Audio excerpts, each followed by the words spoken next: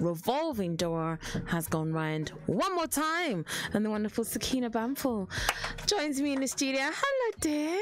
Hey, my dear. How are you? It's been ages since I can't even speak. It's been ages since we've been together in the studio. Last year. Yeah, it's been Ghana meets Nile, wasn't it? It can't have been that far back. I think so. Wowza, then I apologise. It's okay. It's okay. I've been travelling, you didn't take me with you. I've just been here by myself. I'm so sorry. Trying to do radio and stuff. I'm so sorry. It's been really hard. It's been good though. Yeah, it's been good though. Yeah. You've been doing the most. As always. Yes. Tell me about 2 of 3. So 2 out of 3. Oh my gosh. This charity, we've had it running for 5 years. Wow. 5 years, beautiful charity, 2 out of 3. Basically, we exist to support families and communities in developing countries and cities around the world. Our main targets that when I say targets, that sounds really, really rude. But no, we know what you mean. The main places that we actually focus on for the past 5 years has been India, South India, in Chennai, and also in Accra in Ghana. And our main focus is basically, as I said, to support families. We provide 2 out of 3 household needs to families that are in need, and those needs can vary. They're everything except for perishables. Okay. So clothes, books, shoes, toys from the age of 0 to whatever. And some people, they don't even need clothes and books and shoes and toys. They just need our company. So we, just spend time encouraging them, giving them basic essential needs. We work with a few different companies who sponsor us as well. We're always open. I must add, we're always open for people to donate, whether they want to donate clothes or they want to donate finances or their time, perhaps. We are always open. There's so much that we do that I'm sure the team are probably listening and going, Sakeena, why didn't you say this? Why didn't you say that? Because there is so much that we actually do, and it's not limited to one particular area. I just know that for me personally, this charity is a huge blessing. We do the media, as you know, and I'm a stylist and whatnot, but there's nothing more than giving back. Amen. There really isn't nothing more than giving back, and to see the faces of the people that are happy with it and they're touched with it, it's just, that one has no merit. It has nothing on it at all. It's just amazing. It's priceless, right? Totally. Absolutely. Yeah. So you said you work in Accra, and obviously I know you're from Ghana, so you have the infrastructure in place, and it's perhaps easier, not easy, but easier to find the places where there's need. But how do you go about that in South India? Well, with India, it started, everybody knows, if you don't know, I'm a Christian. Not all the team are Christians. We're all from different walks of life. But India, that's how it started, working within my church as a mission field and doing things like that. So that is how that worked, and that's how that started, and that's how we built it up, working with the churches and then branching out from that. And when we are in India, we get down and dirty. I mean, we get down and dirty everywhere. Everybody knows me. I'm one of those people, if I need to scrub the floors, I will scrub the floors. I don't really care about things like that. But in India, we work with hospitals and churches, and we also work on the leprosy colony as well, touching lives out there. Surprisingly, believe it or not, in 2018 there are lepers in this world today, and they still live in colonies because people don't know how to accept them. And you're just taking my eyes back to that right now, and it is touching because you see families, a whole family and whole generations of people living on these colonies who learn to survive because life's not over. And that's the beautiful thing about it, is that that life is not over. It doesn't matter if you've got an affliction or you've got an ailment, or should I say, quote unquote, the world says that you are not at a particular level. Life still continues, man. Absolutely. And that's what I do love about certain countries that we've been touching, is that the simplicity of life, the acceptance of life is so beautiful. It doesn't matter if you don't have food. It doesn't matter if you ain't got a penny to rub together. My brother is my keeper, and that literally is how people are. And that, there should be more of that. Girl.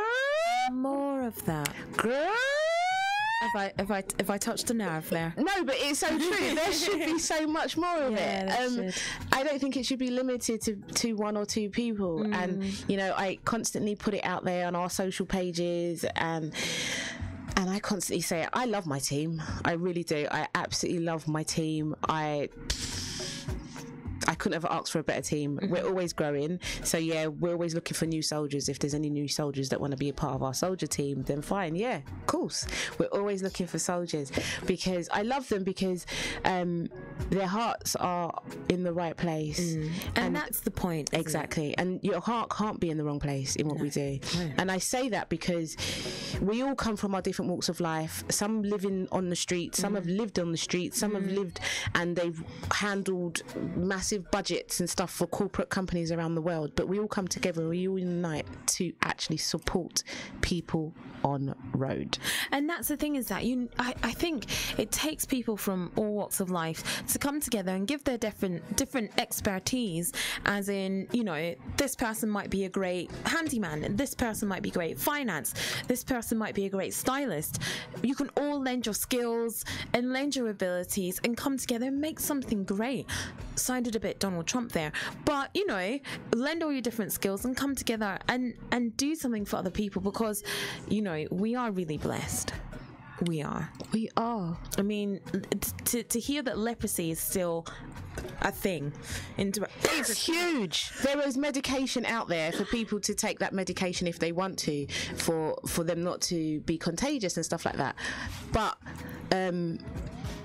is it by force? We know. No, it's like taking a polio injection. Is it polio or polio and all those different. It's not by force. So why should someone be afflicted because they have that? It's contagious. But still, it doesn't mean you can't give them a hug and a love, because I know I need a hug sometimes in life. So who says the next person doesn't need one? Don't worry. You know me. You know me. Yeah. So what's next for the charity? I know you did a really amazing campaign at Christmas last year. Oh, you're gonna make me cry again. That's my job. Where you on Christmas Day you went out onto the streets and you dished out Christmas dinner for, you told me, 200 people. We did 300 this 300 year. And it wasn't enough, so you decided that this year you're going to try and up your game to 2,000. Did I make that 2,000? I knew there was a 2 in there somewhere, because we've talked about this at length. So that's the next project you're working on. So how can we, the community, me, other people, everybody listening, how can we support you? The best way that people can support us, if I'm totally honest, is by just getting in touch, because there is so many different things, and I can't limit them on the mic because time is very limited. But there is so many different things. We need people from all different resources and different walks of life. I thank God for the different people that have got involved. We've got the Mayor of Accra who's also involved in supporting us. We've got the High Commission of the UK from Ghana that are also supporting us and sponsoring us. We've got the East London Hospital that have been a major support sponsor to us as well. They've been donating different things. So it's not limited to people, and it's not limited to organisations. It's just limited to how much you as an individual want to do. So if you want to put your hand in your pocket, by all means do that. I'm not one of those people that will say you have to do this or you have to do that. No, I will never do that. But yes, for Christmas Day last year, it was just an idea that I had in my head, and I was like, this sounds great. But if I'm totally honest with you, my team needed me out there for the media work, and I was like, I can't come. I really just can't come this year, sorry. So they were affected by that, but then I managed to make it happen to get out there, but I didn't want to tell them, so I surprised them. So in my surprise, like, I'm not coming, and then you were there, and everybody was like, what? Totally, because in my surprise to them, they were like, what are you doing here? And I was like, yeah, well, I've come because the team want me here, so here I am. Exactly. And then 5 days, or was it 4 days before Christmas, I said to my partner in crime, my lieutenant, Sky, I said to him, dude, I have this idea, and this is what I have. The idea is, I love Christmas, I'm a Christian, and it's all about Christ for me, but if I'm totally honest, every year when I come to Ghana and I have Christmas here with my family, it's dry. It's dry. Last year Christmas, not the year before, it was dry. My family tried to give me a vegetarian Christmas, which was just basically I ate fried rice on Christmas Day. It does not make sense. I'm sorry about that, babe. I'm vegetarian sorry that fried rice. to you. I'm grateful now because I'm an herbalist, but at the same point I was like, what? So I said to him, look dude, I'm not doing that again. I'm chilling with my Muslims this year. So but I said, dude, I don't want it just to be just chilling. Can we do something? Exactly. And he was like, what do you have in mind? And I told him this is what he was like, that's an amazing idea. And I was all freaking out thinking he's gonna go, no, you can't do it, it's not possible 4 days before Christmas. And then text people in the morning, say if people want to donate, and people donated. And so you text people that morning? Well, I told him on the night, about 11 o'clock at night. The next morning at 8 a.m, I text people around the world that I know. Our charity has what's it called? We have an authorised bank account. So I texted them the details. People want to donate. They donated into the bank account. I worked with a local restaurant that I like eating in Ghana. It is absolutely gorgeous. I love Mama Muna's food. I love her food. I absolutely love her food. And so we told her this is what we want to do, and she was like, fine, she's going to support us. Amazing. So and also for her to get up on Christmas Day, girl, and cook all that food. And it wasn't stupid food. I'm talking, I'm like, you know, and I don't mean this in a diss. First of all, I need your definition of stupid food. Wow, okay, that's going to be kind of feisty coming from my mouth right now, isn't it? I've put myself in it, okay. Girl. My definition of feisty food, my definition, this is no diss to anybody, but personally, if you're going to feed homeless people and you're going to give them a bag of grains, come on, man. Yeah, I personally think, let's think outside of the box. Yeah, absolutely. So we went further, and instead of giving them the grains, we cooked the grains for them. So we made some good Ghanaian jollof rice. Nice. Power to the people. And fried chicken. Nice. It was some good food. We gave it all out, and girl, there's nothing more pleasing than to see, I'm so emotional, than to see people like, for me, like, yeah, take it. And they're like, for me, no, yeah, take it. So much so that parents were like, oh no, we'll just take one for us and we'll share with the children. I'm like, no, let your children have one each. I remember at one location at Malata Market where some of the Kaya girls are staying outside. There was one little girl, she was about 3 years old or so, she could have been older, and I said, I didn't understand what she was speaking. She was speaking Hausa. I don't speak Hausa, I only speak Ga. So I didn't understand her, she didn't understand me, and I was like, can I have some? So we did some sign language. Do you know what the girl did?